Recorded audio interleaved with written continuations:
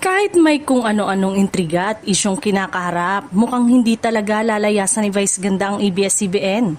Noong Biyernes ay muli siyang pumirma ng panibagong kontrata sa Kapamilya Network na patunay na nananatiling matatag ang kanyang relasyon sa ABS-CBN.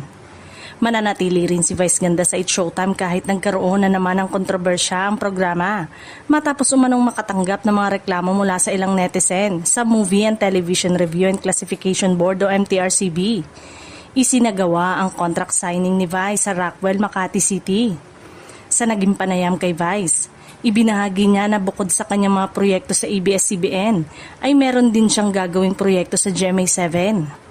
Gayunman, hindi pa siya nagbigay ng detalye tungkol dito, maliban sa pagsasabing nakalinya na ang nasabing proyekto para sa susunod na buwan. Ayon kay Vice, muli siyang pumirma ng kontrata sa ABS-CBN at patuloy siyang magiging kapamilya.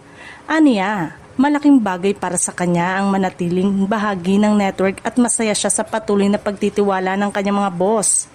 Para kay Vice, isang malaking karangalan at pribilehiyo ang matawag na kapamilya.